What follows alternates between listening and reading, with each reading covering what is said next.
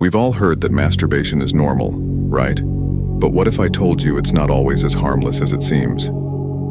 In this video, I'm going to break it all down for you and reveal why you might want to reconsider this habit that seems so innocent, but can actually sabotage your life. Maybe you've already tried to quit.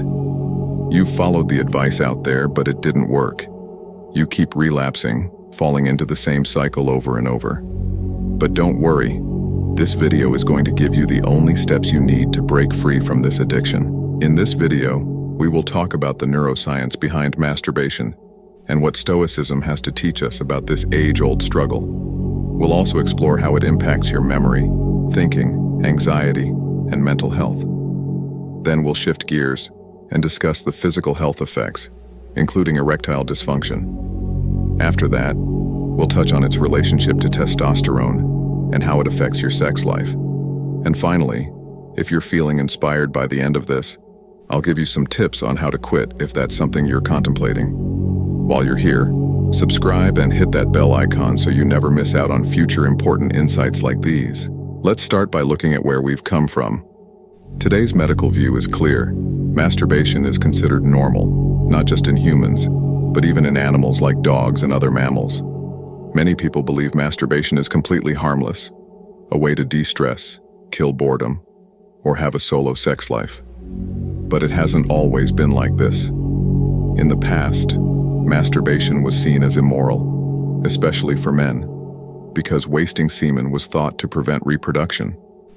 For women, it was believed that masturbating could distance them from men, allowing them to find satisfaction on their own. And on top of this moral weight, people believed that masturbation caused physical harm and diseases, so it was strongly discouraged. But, fast forward to today. Many people believe masturbation is completely harmless, a way to relieve tension and stress, especially when it comes to men suffering from insomnia. Well, we know that it helps them sleep. Sounds like a benefit, right? But let's look closer. The dopamine addiction trap. So, what's the problem? Well, after a man orgasms, his brain essentially shuts off sexual desire. The French Institute of Health and Medical Research found that the cerebral cortex, responsible for conscious thought, takes a break after climax. This is why so many men fall asleep right after sex. But while it sounds innocent, there's a catch. Masturbation can be addictive. It can be, especially when it becomes compulsive. Some people may say it's fine or even beneficial for you, but they're not talking about people who are struggling with compulsive behaviors, people who are caught in that cycle where they can't stop. If you've convinced yourself it's harmless, you might be overlooking how it's impacting your mental and emotional health, your physical health, and your relationships. For many people, the first time they're exposed to masturbation and porn happens early. It gives a huge rush, both mentally and physically, like nothing they've ever felt before. Masturbation releases a flood of dopamine, the feel-good chemical that rewards your brain with feelings of pleasure and relief. It's a natural high that feels great at first, but here's the dangerous part. Dopamine is highly addictive. The more you chase that rush, the more likely you are to become dependent on it. Your brain learns that it can escape stress or the difficulties of life through masturbation and porn. But over time, it's not just about sex anymore. It becomes your go-to way of dealing with tough emotions, boredom, or stress.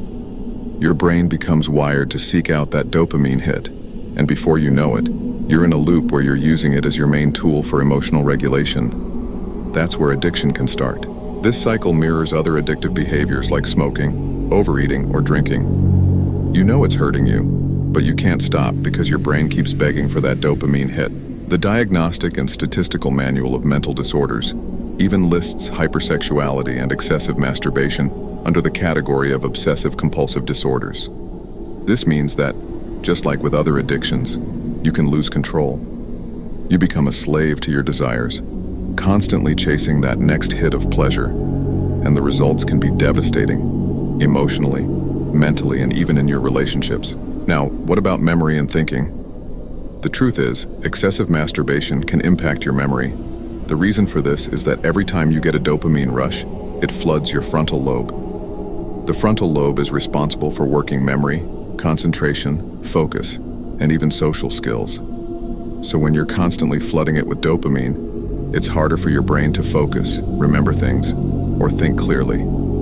This is why some people report brain fog when they're stuck in a masturbation or porn cycle. A lot of people don't realize that masturbation, especially when paired with porn, can lead to erectile dysfunction. When your brain gets used to the extreme physical and mental stimulation from porn, it desensitizes to the real thing. This means, when it's time to be with a partner, your brain and body may not respond the way you expect. You're essentially training your brain to need that level of stimulation, and without it, things might not work as well in the bedroom. Let's talk about testosterone. There's some interesting science here.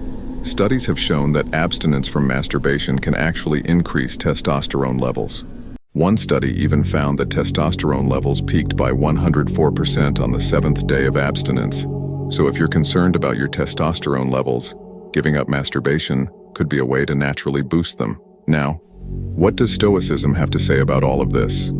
The Stoics, Seneca, Marcus Aurelius, and Epicurus, were masters of self-control and understanding human passions. They believed that true freedom comes not from indulging in pleasures, but from mastering them. Epicurus famously said that it's not the pursuit of pleasure that defines a good life, but rather self-discipline. The Stoics saw masturbation as more than just a physical act. They believed it was an opportunity to explore the limits of the body and mind, and ultimately, to become masters of our desires, not slaves to them. When we give in to uncontrolled desires, like compulsive masturbation, we become prisoners of our urges, drifting further from the inner peace and serenity that Stoicism holds in such high regard. The Stoics teach us to face these intense emotions, understand them, and manage them in healthy, constructive ways. The goal is to achieve inner peace, not fleeting satisfaction. Let's dive into 2 powerful ways to quit this addiction. 1. Cultivate hatred.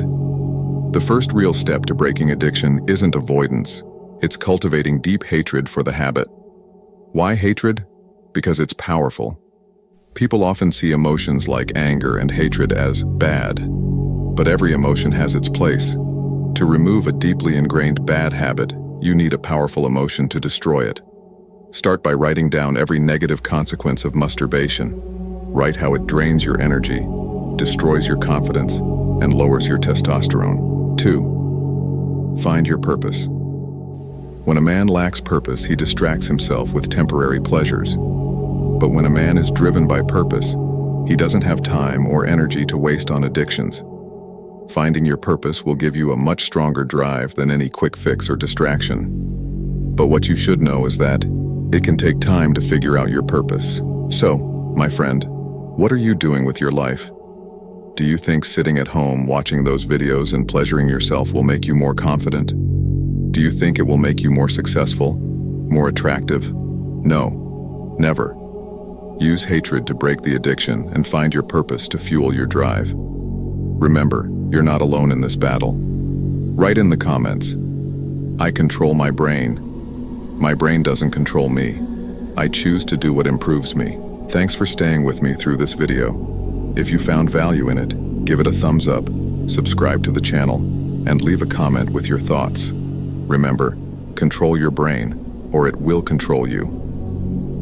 See you again in my next video.